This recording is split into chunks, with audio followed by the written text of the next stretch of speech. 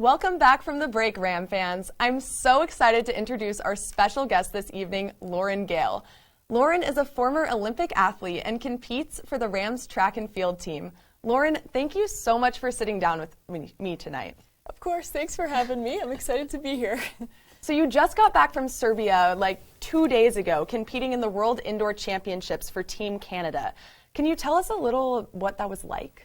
It was super exciting. Serbia wasn't necessarily on my bucket list, but it was a great experience and got to see the new city they're building up over there. I love the team, love the coaches, love the food. It was overall just a great experience and super happy I got to go with Team Canada. And so you guys placed 8th overall, which was a Canadian record, if I'm right. Mm-hmm. Awesome. Very cool. What was that like? How did that feel? It was exciting. We had a little mess up in the handoff, so I think we could have run a little bit of a quicker time, but it was just a great group of girls, and we all ran our hardest, even though we had a little mess up, and still excited to get a Canadian record. And yeah, it's just a crazy experience. You never think that you're going to get a national record, so it was awesome. Yeah, that's crazy. So how is international competition different, and how does it help with your collegiate career? I think it just kind of expands the competition you race against. So going and seeing all these crazy uniforms from the USA and Ireland and all these different countries, I think just kind of broadens the competition a little bit. But, you know, still great competitors in the NCAA and all around the world. So I think, yeah, it's just super cool to get to run against all these different countries with people speaking different languages. And, yeah, just a great opportunity. Yeah. Do you recognize any athletes from like the NCAAs when you go and compete internationally? Sometimes. One of our teammates at CSU, Tom, qualified for Team Australia, so I got to see him there. And we had a previous student, Mary Beth, who got to compete for Team USA in the 60-meter dash, so getting to see them was cool and kind of relating to the college experience a little bit from CSU, and I know a lot of Team USA has insane athletes in the NCAA that get to compete as well at the World Indoor Championships. So a lot of collegiate athletes for sure, and then a few from CSU, which was cool to see. That's pretty cool. How did the other Rams do in the competition? Do you remember? Tom ran really well. It's really hard to do the 400 when you have to merge in your lane and you have like 6 people running at one race at one time. And he did really well, and then Mary Beth came 3rd overall and medaled. Wow. Got to go to the podium, and it was just a great experience to go watch her, so it was really cool. Very cool. So your team also just won the Indoor Conference Championships. So what are your expectations for the team going into outdoor season right now? Like as a leader, like what are you guys expecting? To do the same outdoor. I hope to continue the trend outdoor. We have our first meet this weekend in Pueblo, so I think it'll kind of start to predict how our season's going to go. But we have fantastic athletes on the team that are just going to compete their hearts out, and I think we'll try to go for the banner and try to get a ring again for outdoor. Yeah, it'll be exciting to see how you guys end up doing. So this will be your last track season at CSU. What legacy do you wish to leave behind? I wish to leave a legacy on the track for sure. Hoping to keep my name on the record boards for a little bit longer. But I think just overall, just daily interactions with people. I hope to leave smiles on people's faces and kind of brighten people's days on the daily. So I think that's what I would like to leave behind, is knowing that I made my teammates happy and coaches happy. So, yeah. That's a great goal. I think that they would say that about you. So. Thank you. So what was it like to go to the Olympics last summer? You were just a junior in college. Like, that's pretty crazy. Like, what was that like? It was unreal. It was just such a crazy experience.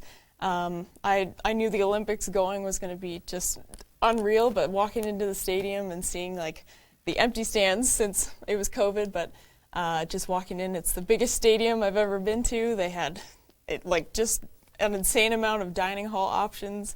The team was great. We got to keep the Tokyo comforters. It was just overall just such a great experience. And even with COVID protocols and kind of isolation and little dividers at lunch and everything, it was a unique Olympics, I would have to say, but overall it's just awesome.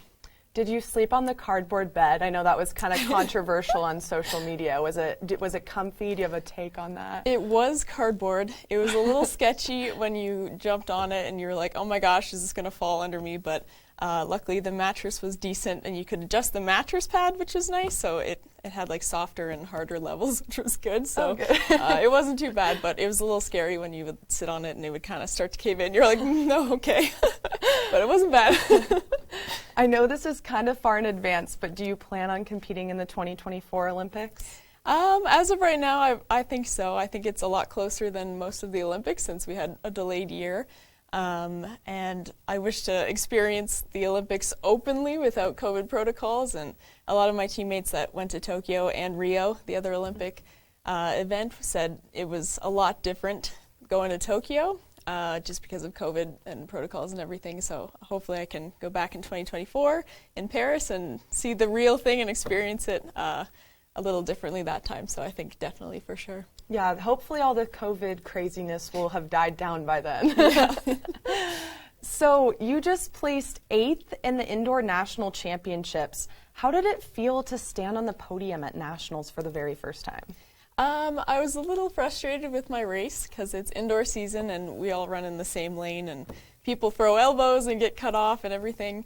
But I was still happy to be up there and represent CSU and be the first Ram to go for the 400 meters. So it was definitely a cool experience.